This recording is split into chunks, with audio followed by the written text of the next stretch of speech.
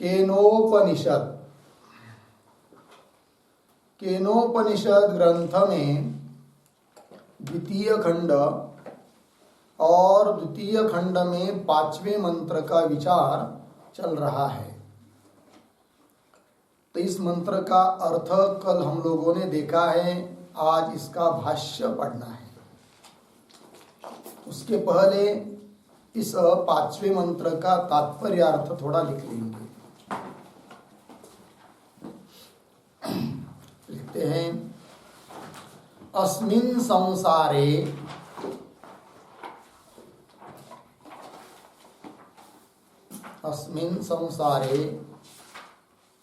प्राणिनाम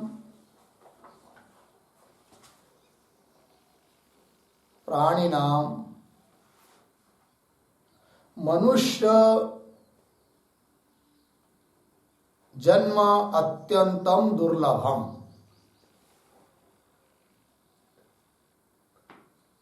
मनुष्य जन्म अत्यंतम दुर्लभम। अतः तज्जन्म प्राप्ति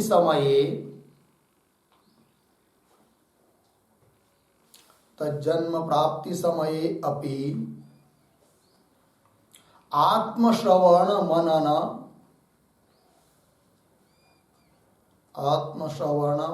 निधिध्यासन द्वारा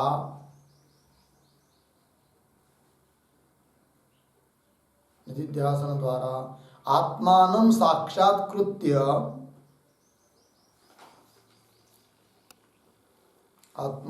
साक्षात्कृत्य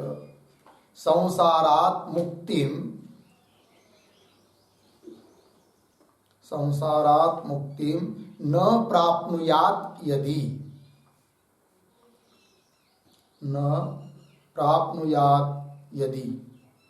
तदा मनुष्यातिरिक्त जन्मसु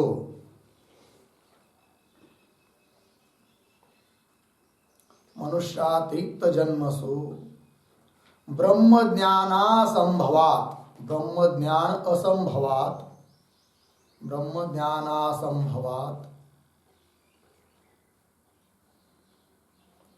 कुकर्माणि आचरन्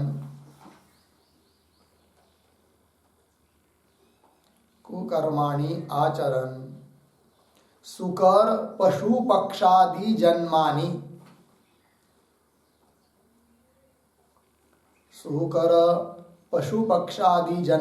प्राप्य महद् दुःखम्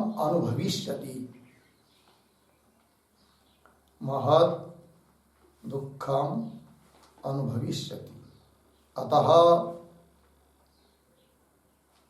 मनुष्य जन्मनि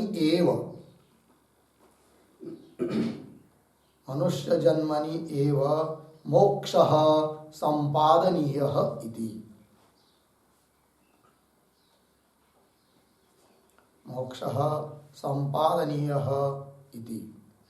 हो गया? चलिए भाई, अर्थ अस्मिन् संसारे, इस संसार में प्राणियों को मनुष्य जन्म प्राप्त होना अत्यंत दुर्लभ है।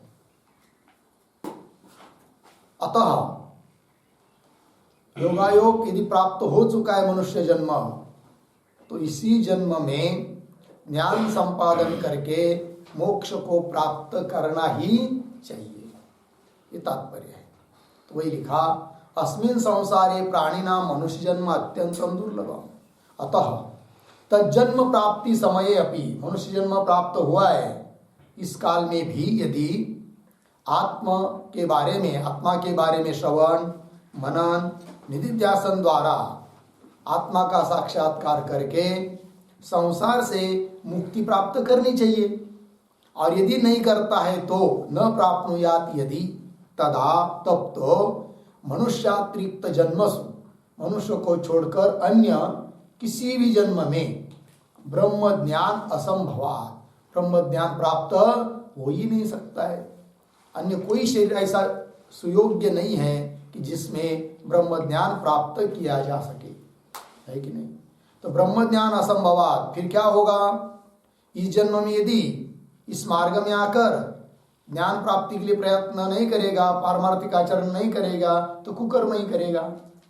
फिर कुकर्म अर्थात शास्त्र निषिद्ध कर्म, उसका आचरण करता हुआ फिर उसके बाद में उसका फल भोगने के लिए अन्य अन्य योनि में जाना पड़ेगा। उदाहरण दिया सुकर, पशु पक्षादि। सुकर कहते किसको? सुअर, ग्राम पशु। सुकर पशु पक्षादि जन्मानि प्राप्य, वो अन्य योनि जन्म प्राप्त होकर महद दुखम अनुभविष्यति, महान दुख की प्राप्ति होगी। अतः मनुष्य जन्मनि एव मोक्ष संपादनीय। इसलिए जो भी कुछ हो, चाहे बाकी का कुछ हो चाहे न हो, इस मनुष्य जन्म में ही मोक्ष प्राप्त किया जा सकता है, तो उसको ही प्राप्त करना चाहिए। बाकी सब उद्योग छोड़ देने चाहिए, ये इसका तात्पर्य है। इसलिए करुणा हृदय से, लेकिन अत्यंत दयाद्र हृदय से श्रुति माता बता रही है, यह चेत अवेदित अथ सत्यमस्ति, न चेत यह अवेदित महति विनष्टि। इसलिए भूतेषु भूतेषु विचित्य धीराः प्रेत्यस्माद् लोकात् अमृता भवन्ति। हो गया। चलिए अब इस दूसरे खंड के 5वें मंत्र का भाष्य देखेंगे। तो पढ़ते हैं, इह एव चेत मनुष्य अधिकृतः समर्थः सन यदि अवेदित आत्मानं यथोक्त लक्षणं विदितवान् यथोक्तेन प्रकारेण अथ तदा अस्ति सत्यम मनुष्य जन्मनि अस्मिन् अविनाशः अर्थवत्ता वा सद्भावो वा परमार्थता वा सत्यम विद्यते।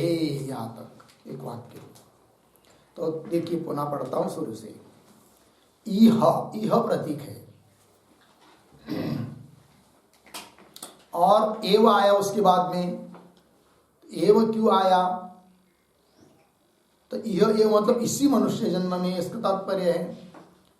एवकार इसलिए आया कि एक नियम होता है, सर्वम वाक्यम सावधारणम, सभी वाक्य निश्चयात्मक अर्थ को ही बताते हैं।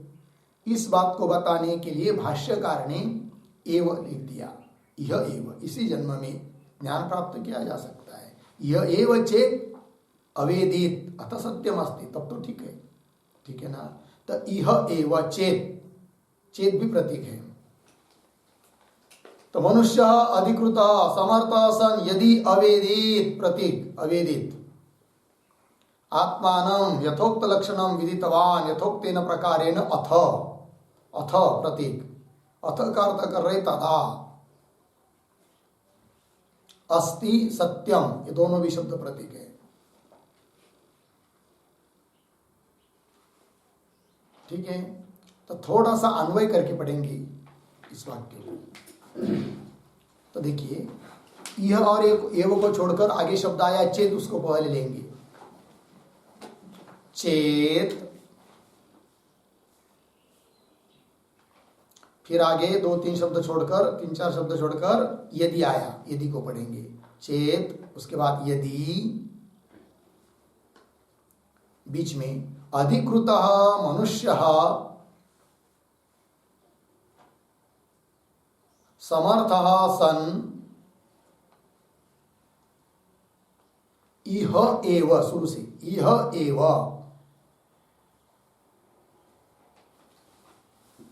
इह एव, आगे यथोक्त लक्षणम, उसके पीछे आत्मानम, यथोक्त लक्षणम आत्मानम, आगे यथोक्तेन प्रकारेण,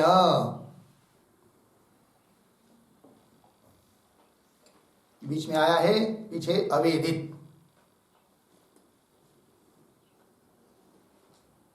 विदितवान, अवेदित के बाद विदितवान, आगे अथ तदा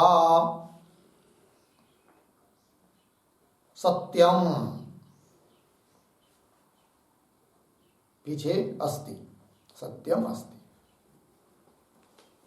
आगे मनुष्य जन्म, आगे सरल है, फिर मनुष्य जन्मनि अस्मिन इत्यादि आगे ऐसा ही है। तो ठीक है, पढ़ते देखिए। चेत, चेत तो प्रतीक है, उसका अर्थ कर दिया यदि। चेत का अर्थ क्या कर दिया? यदि, है कि नहीं? मराठी में कहेंगे जर और हिंदी में यदि, संस्कृत में चेत। चेत अर्थात यदि, क्या जी? तो पीछे अधिकृत मनुष्य, ज्ञान प्राप्त करने के लिए अधिकारी कौन है? केवल मनुष्य ही है। अधिकृत मनुष्य समर्थ सन, समर्थ होता हुआ भी क्या? यह एव, इस मनुष्य जन्म में ही यह एव क्या? यथोक्त लक्षणम आत्मानम, जैसा आत्मा का लक्षण पीछे बताया है उस प्रकार आत्मा को कैसा बताया है लक्षण पीछे? यथोक्त लक्षणम, इसका मतलब लिखेंगे श्रोत्रस्य श्रोत्रम इत्यादि न उक्त रूपम।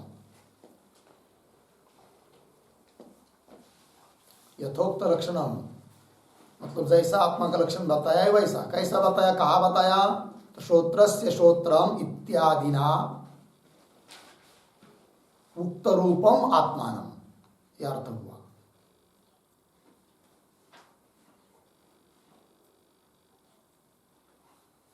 ठीक है, तो श्रोत्र श्रोत्रम इत्यादि के द्वारा जो आत्मा का लक्षण अर्थात स्वरूप बताया, उस प्रकार के आत्मा को यथोक्त लक्षणम आत्मानम, और पुनः वो भी कैसे? यथोक्तेन प्रकारेण, आया कि नहीं पद? तो यथोक्तेन प्रकारेण, यथोक्तेन मतलब किस प्रकार से? जैसा प्रकार पीछे बताया है। तो कहा और कौन प्रकार बताया? तो उस पर भी एक छोटा सा वाक्य यथोक्तेन के ऊपर। अन्यत एव तद विदितात् अथो अविदितात् अधि इति एवमादि रूपेण। अन्यत एव तद विदितात् इत्यादि वाक्य गया कि नहीं पीछे? अन्य देव तद विदितात् अथो अविदितात् अधि इति एवमादि रूपेण।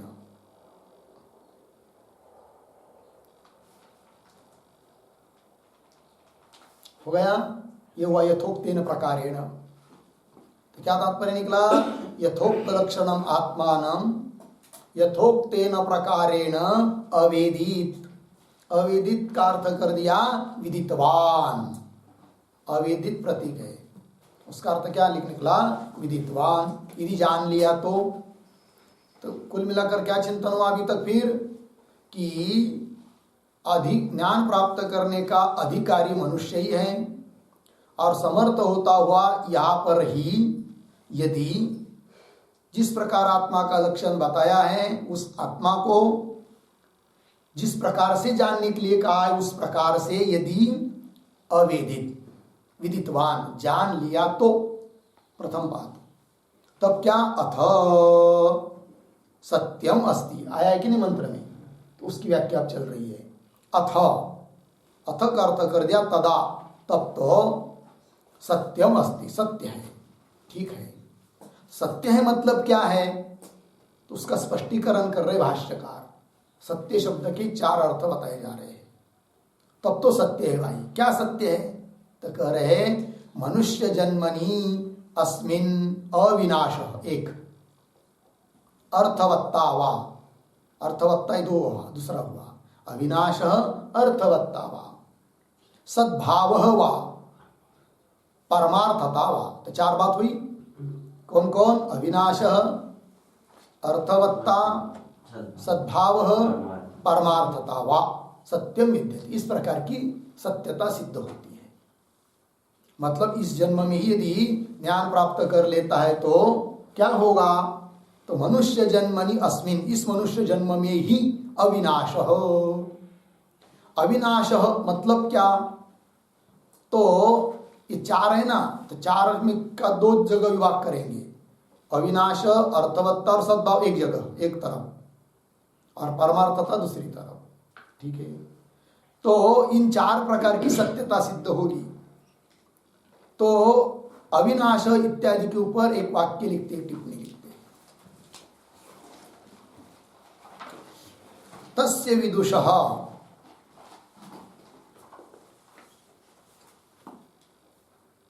तस्य विदुषः लौकिकम अपि, लौकिकम अपि सत्यम, सत्यम बराबर अविनाशः, अविनाश कौंस में लिखिए चिरम जीवनम, चिरम जीवनम कौंस बन, अर्धविराम अर्थवत्ता, अर्थवत्ता कौंस में लिखिए धनवत्वम, धनवत्वम कौंस बन अर्धविराम सद्भावः बराबर साधुभावः,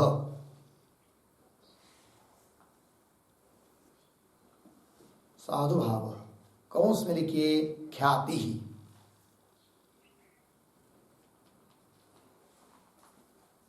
ख्याति ही कौंस बन एतत् अपि सर्वम, एतत् अपि सर्वम ब्रह्मविदः भवति,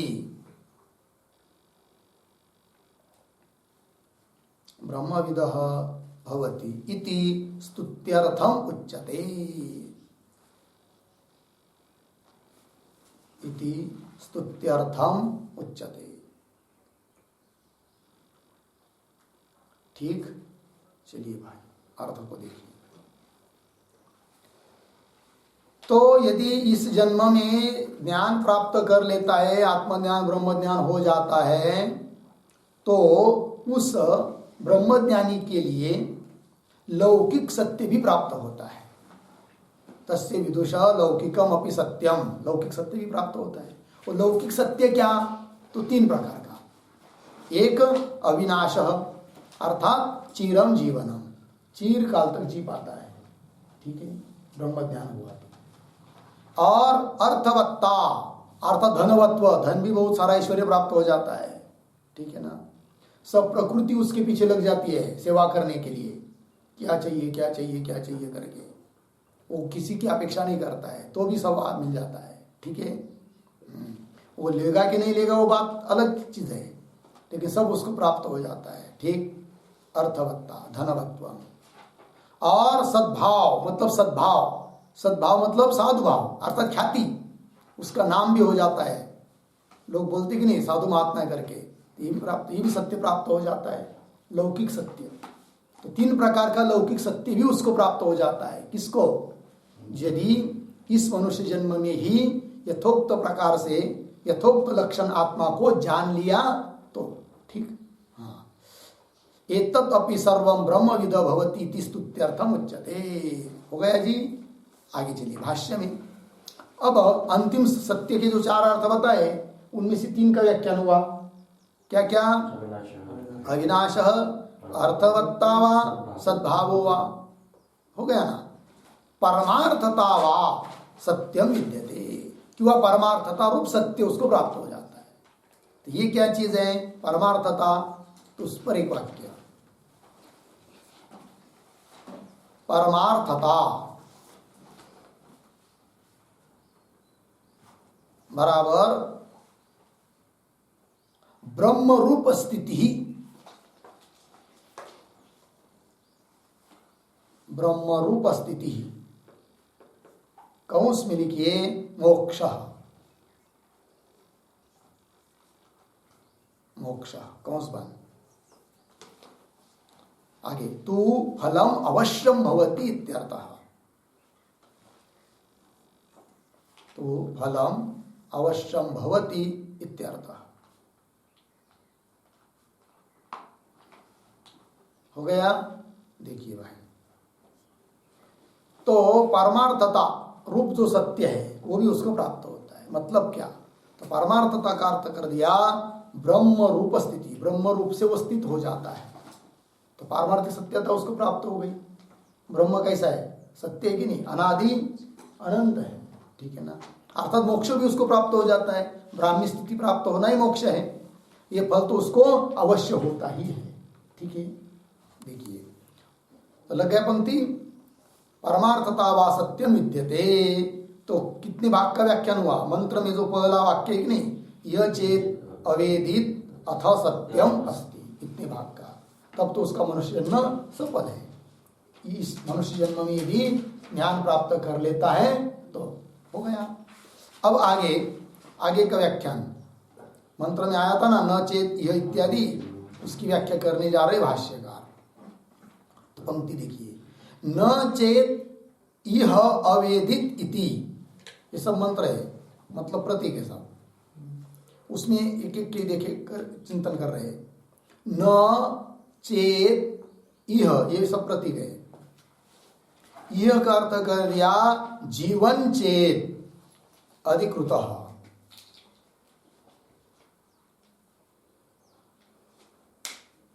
अवेदित प्रतीक, उसका अर्थ कर रहे हैं न विदितवान तदा महती, महती प्रतीक, उसका अर्थ कर रहे दीर्घा अनंता,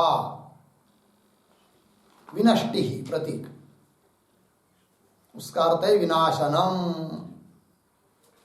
और विनाशनम शब्द का भी अर्थ कर रहे हैं जन्म जरा मरणादि प्रबंध अविच्छेद लक्षणा संसार गति, ठीक। तो इस मनुष्य जन्म में ज्ञान प्राप्त कर लिया तो क्या फल, वो बता दिया पहले वाक्य में। और यदि ज्ञान प्राप्त नहीं करता है तो क्या संकट, क्या अनर्थ होता है, इसको अब बताया जा रहा है। तो पुनः देखिए पंक्ति को, न चेत यह अवेदित इति, इसके आगे ना थोड़ा अन्वय करना है।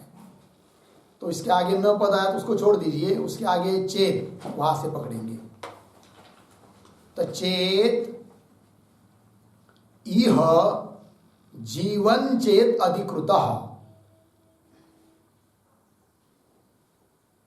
फिर पीछे वाला ले आइए न को, न अवेदित, आगे सरल है। न अवेदित का यह अर्थ कर दिया न विदितवान, ठीक है। अब देखिए अन्वय के अनुसार अर्थ, चेत मतलब यदि, चेत का अर्थ यदि किया है पीछे, चेत मतलब यदि, यह मतलब जीवन चेत, जीता जी इस मनुष्य जन्म में ही, अधिकृत है तो भी क्या, न अविदित, न अविदित मतलब न विदितवान, नहीं जान लिया, किसको, आत्मा को, अपने स्वस्वरूप को, ब्रह्म तत्व को नहीं जान लिया, न विदितवान, तदा तब क्या, महती अर्थात दीर्घा विनष्टि, महती विनष्टि, विनष्टि का विशेषण है महती, महती का अर्थ कर दिया दीर्घ, दीर्घ काल तक, अनंत काल तक, विनष्टि ही विनष्टि है, विनष्टि विनाश, अनर्थ, दुख, सीधी बात है। ये जन्म में मोक्ष प्राप्त नहीं हुआ, प्रारब्ध समाप्त होने के बाद मर जाएगा, फिर मरने के बाद क्या गति होगी, जिंदगी भर जो भी कर्म किए हैं उनके अनुसार फिर अन्य अन्य अन्य अन्य योनि में भटकता रहेगा। 84 लाख योनि है, एक एक योनि में कितने कितने करोड़ तक जन्म लेना पड़ेगा, सब भटकता फिरता रहेगा, ठीक है ना जी। गर्मी के दिन आ गए हैं, तालाब सूख गए, पीने के लिए पानी नहीं, और देखिए हिरण आदि जो पशु है, मोर आदि, कितनी उनको तकलीफ है, कितनी परेशानी है, इधर उधर ढूंढते रहते पानी पानी पानी पानी, पानी भी उनको समय पर नहीं मिलता है। कहीं पर दूर पर है, वहां जाने तक बहुत डर रहती है, किधर से कुत्ता आएगा, किधर से कुछ आएगा, खा लेगा, क्या करेगा, है कि नहीं, है कि नहीं, बहुत सारी तकलीफ है, भूख प्यास और बाकी का ठंडी वारा वायु, ये सब तो ही है। कहने का तात्पर्य महती विनष्टि, लग गया अर्थ। चलिए, तो महती दीर्घा अनंता विनष्टि, विनष्टि मतलब विनाश, किस प्रकार का विनाश, तो कह रहे जन्म जरा मरण आदि प्रबंध, ये जो प्रबंध पीछे लग जाता है ना, कौन सा प्रबंध? जन्म, फिर बढ़ना, फिर बुढ़ापा होना, रोग आ जाना, फिर एक दिन मरना, पुनः जन्म, पुनः ये सब, पुनः मरना, ये सब ये चक्कर, इस प्रकार का ये जो प्रबंध है उसका विच्छेद नहीं हो पाता है, टूट नहीं पाता है, वो अविच्छेद, यही है विनाश। ठीक है जी, है कि नहीं? जन्म जरा मरण आदि प्रबंध अविच्छेद लक्षणा, अविच्छेद स्वरूप जो संसार गति, ये उसको प्राप्त होती है। संसार गति, गति शब्द का अर्थ होता है प्राप्ति, संसार गति मतलब संसार की प्राप्ति, संसार गति भवती इति शेषः, प्राप्त हो जाती है कि नहीं? ये दूसरे पाद का व्याख्या हुई भाई, न चेत यह अवेदित महति नष्टि, इसका अर्थ हुआ। आगे चलिए, फिर कुल मिलाकर क्या तात्पर्य निकलता है इन दो वाक्यों से कि जो भी कुछ हो इस जन्म में हम लोगों को ब्रह्म ज्ञान प्राप्त कर लेना ही चाहिए।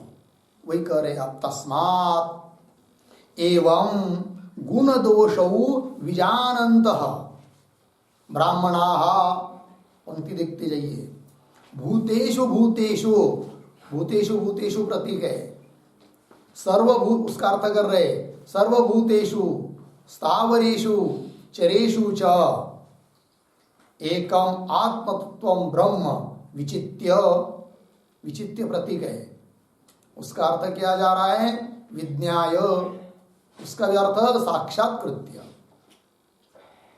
धीराः प्रतीक है, उसका अर्थ कर दिया धीमन्तः। आगे प्रेत्य, प्रेत्य शब्द का अर्थ कर दे व्यावृत्य। ठीक, मम अहम भाव लक्षणात् अविद्या रूपात् अस्मात् लोकात्, अस्मात् लोकात् प्रतीक है। उपरम्य सर्वात्मैक भावम अद्वैतम आपन्नाः सन्तः अमृता भवन्ति, अमृता भवन्ति प्रतीक है, उसका अर्थ कर रहे ब्रह्म एव भवन्ति इत्यर्थ। ठीक, चलिए भाई पुनः पढ़ता हूं और थोड़ा अन्वय भी करेंगे। तो देखिए तस्मात् से आगे पढ़ता हूं, तस्मात् एवं गुण दोषो विजानन्तः, यहां तक ठीक है।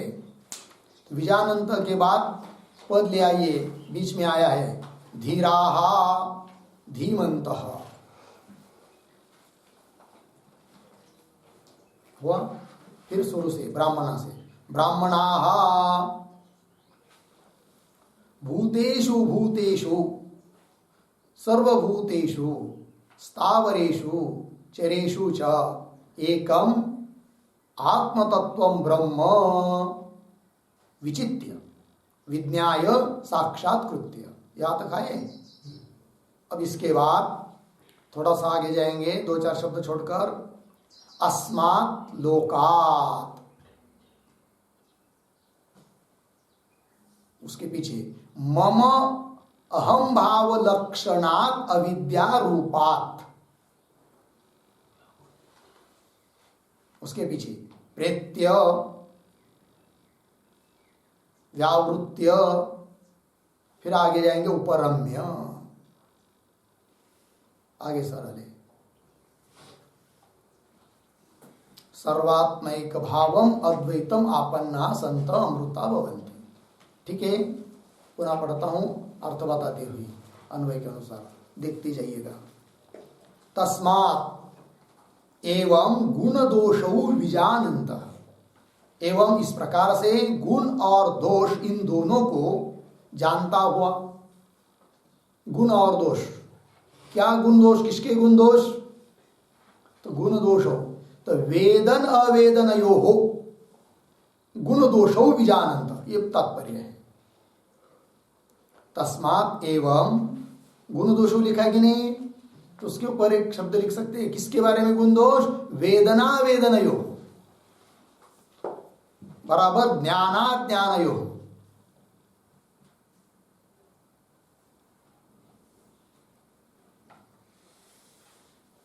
हो गया अर्थ, ध्यान दीजिए। तो अभी व्याख्या करने जा रहे भाष्यकार कौन से वाक्य की? तो भूतेषु भूतेषु इत्यादि उत्तरार्ध की। तो मंत्र का पूर्वार्ध का चिंतन बताया अभी तक, उनमें 2 वाक्य थे। पहला वाक्य में क्या था? यह चेत अवेदित अथ सत्यम अस्ति। यदि इस मनुष्य जन्म में ब्रह्म तत्व को जान लिया तब तो बहुत ठीक है, अच्छा है, सत्य है। एक बात हुई, जानने के फायदा बता दिया, मोक्ष आदि की प्राप्ति, व्यवहारिक सत्य, पारमार्थिक सत्य, ये सब बताया। और दूसरे वाक्य में कहा था न चेत यह अवेदित महति विनष्टि। यदि ब्रह्म तत्व को स्वस्वरूप को नहीं जानता है तो महान विनाश, ये दूसरी बात बताई। तो इन दोनों के गुण दोष को जो जानता है, मतलब ब्रह्म तत्व को जान लिया तो क्या लाभ, नहीं जाना तो क्या हानि, इस प्रकार से जो विचार करता है वही लिख रहे भाष्य में। तस्मात् एवं इस प्रकार से गुण दोषो विजानंत, वेदन अवेदन, वेदन मतलब जानना, अवेदन मतलब न जानना। तो जानने के क्या गुण, न जानने के क्या गुण, दोष आदि, ये जो चिंतन करता है, विचार करता है, वही धीर है। तो देखिए, तस्मात् एवं गुण दोषो विजानंत, गुण दोष को जानने वाला कौन? धीराहा। धीरा अर्थात धीमंत, बुद्धिमान, वही सचमुच में बुद्धिमान है जो इस बात को जान पा रहा है। ठीक है, धीराहा धीमंत कौन? ब्राह्मणाहा। ब्राह्मणा का मतलब ब्राह्मण जाति का व्यक्ति ऐसा नहीं लेना है। तो ब्राह्मणा का अर्थ करना है ब्रह्म जिज्ञासव, ब्रह्म जिज्ञासु, ब्रह्म को जानने की इच्छा करने वाला वो ब्राह्मण। ठीक है ना? तो ब्राह्मणा का अर्थ ब्रह्म जिज्ञासु ये करना है। हो गया? तो भाष्य में क्या क्या पंक्ति हुई? तस्मात् एवं गुण दोषो विजानन्तः धीराः अर्थात धीमन्तः ब्राह्मणाः क्या करें? भूतेषु भूतेषु, ये तो प्रतीक है, उसका अर्थ कर रहे सर्वभूतेषु, क्योंकि विप्सा हुई है कि नहीं? समस्त प्राणी को, चर अचर को संग्रहित करने के लिए विप्सा की है। भूतेषु भूतेषु दोबारा उच्चारण हुआ है, तो उसका अर्थ कर रहे हैं सर्वभूतेषु। कौन वो सर्वभूत? स्थावरेषु चरेषु च, है कि नहीं? भूत शब्द से केवल चलने फिरने वाले प्राणी ही नहीं लेना है, चर अचर सब लेना है, लेकिन भूत भौतिक सब प्रपंच। स्थावरेषु चरेषु, स्थावर मतलब जो एक जगह पर स्थिर है, पेड़ पौधे इत्यादि या जड़ आदि, ये सब घट पट आदि सब। और चर मतलब चलने वाले प्राणी वर्ग आदि, सभी में उस आत्म तत्व को, स्थित आत्म तत्व को जानना है, उसका साक्षात्कार करना है, ये कह रहे। देखिए, सर्वभूतेषु स्थावरेषु चरेषु च सर्वभूतेषु भूतेषु एकम आत्म तत्वम ब्रह्म, उन सभी में बैठा हुआ कौन है? एक ही आत्म तत्व है, और वही ब्रह्म है, वही मैं हूं, इस रूप से जानना है। ठीक है कि नहीं? जैसे मिट्टी ले लिया, उसमें पानी मिलाकर बहुत कीचड़ ऐसा बहुत बड़ा बना दिया, और उस मिट्टी के बहुत बड़े ढेले से जैसे बहुत घट बना दिया, छोटे मोटे करके, कोई छोटा घट, कोई मोटा घट, बड़ा घट, कोई छोटा, ऐसा करके बहुत बना दिया।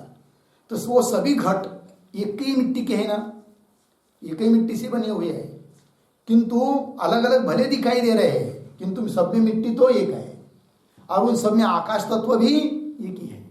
उसी प्रकार जितने भी हम लोगों को देह दिखाई दे रहे हैं, है कि नहीं, या जड़ वस्तु दिखाई दे रही है, घट पट आदि, या मनुष्य पशु पक्षी आदि प्राणी शरीर दिखाई दे रहे हैं, ये सब किससे बने हुए हैं? पंच महाभूतों का ही कार्य है। पंचीकृत पंच महाभूतों का ही क्या? ये सब कार्य है।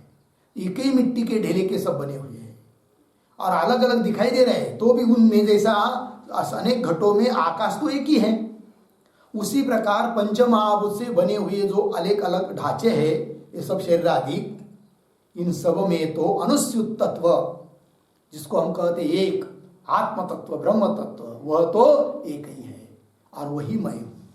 इस प्रकार उस आत्म तत्व का क्या करना है? साक्षात्कार करना है, विज्ञाय, वही लिख रहे। देखिए, सर्वभूतेषु स्थावरेषु चरेषु च एकम आत्म तत्व ब्रह्म, इन सब में क्या एक ही आत्म तत्व ब्रह्म है। विचित्य, उस आत्म तत्व ब्रह्म तत्व को विचित्य, विचित्य का अर्थ कर दिया विज्ञाय, अर्थात साक्षात्कृत्य। उस ब्रह्म तत्व का क्या करना है, हम लोगों को साक्षात्कार करना है। और साक्षात्कार करके फिर क्या होगा, तो उसके बाद पढ़ा है क्या, साक्षात्कृत्य के बाद पढ़ा है अस्मात् लोकात्, जो कि प्रतीक है। तो अस्मात् लोक, इस लोक से प्रेत्य, इस लोक से मतलब कौन सा लोक, तो अस्मात् लोकात् का अर्थ कर रहे हैं अन्वय के अनुसार। उसके बाद पढ़ा हम लोगों ने मम अहम भाव लक्षणात् अविद्या रूपात्, यही अस्मात् लोकात् है, लेकिन मम अहम भाव, मम मतलब ममाध्यास, अहम मतलब अहमाध्यास है कि नहीं। देहादि को लेकर अहमाध्यास होता है, देह संबंधी पदार्थों को लेकर ममाध्यास होता है, वो सब अविद्या का कार्य है। यही अस्मात् लोकात् शब्द से लेना है। तो मम अहम भाव लक्षणात्, लक्षण मतलब स्वरूप, मम अहम भाव स्वरूप जो अविद्या, अविद्या रूपात् अस्मात् लोकात्, अविद्या स्वरूप इस लोक से प्रेत्य, ठीक है ना। बस सभी भूतों में आत्मा तत्व एक ब्रह्म तत्व है, वही मैं हूं, इस प्रकार जान लिया तो इस लोक से आदमी हट जाता है, अहम आध्यास ममाध्यास नष्ट हो जाते हैं। इसलिए कहा अस्मात् लोकात् प्रेत्य, प्रेत्य शब्द का अर्थ कर दिया व्यावृत्य, मतलब रहित होकर, और व्यावृत्य का भी अर्थ कर दिया उपरम्य। प्रेत्य व्यावृत्य उपरम्य, मतलब इन अध्यास से, इस लोक से रहित होकर फिर सर्वात्मैक भावम अद्वैतम आपन्नाः सन्तः, ठीक है ना। सर्वात्मैक भावम, सर्वात्मिक भाव मतलब सब में, सभी चीजों में भरा हुआ ब्रह्म तत्व है, आत्मा है, सब में आत्मैकत्व रूप सर्वात्मिक भाव है कि नहीं, सब में आत्मैकत्व रूप जो अद्वैतम, अद्वैत भाव, उसको आपन्ना प्राप्त होकर, आपन्ना संतः मतलब उस अद्वैत एक भाव को प्राप्त होते हुए अमृताः भवन्ति, अमृता भवन्ति प्रतीक है, उसका अर्थ कर दिया ब्रह्म एव भवन्ति, ब्रह्म ही बन जाते हैं, ब्राह्मी स्थिति प्राप्त होती है, और यही मोक्ष स्थिति है। हुआ कि नहीं। तो मंत्र के सभी भागों की व्याख्या हुई अभी। धीरा भूतेषु भूतेषु विचित्य अस्मात् लोकात् प्रेत्य अमृताः भवन्ति, ये बात ब्रह्म एव भवन्ति इत्यर्थ। और ब्रह्म तत्व को जानने वाले ब्रह्म ही बन जाते हैं, मोक्ष ही उनको प्राप्त होता है। इसके लिए प्रमाण दे रहे अन्य श्रुति का। कौन वो श्रुति है, स यो ह वै तत्परम ब्रह्म वेद ब्रह्म एव भवति, ठीक है ना जी। जो पुरुष निश्चय पूर्वक तत् परम ब्रह्म वेद, उस ब्रह्म तत्व को जानता है, वो ब्रह्म ही होता है, इति श्रुते है, ये श्रुति ने कह दिया। हो गया जी, ये हो गया भाई इस पांचवें मंत्र की व्याख्या, ठीक है।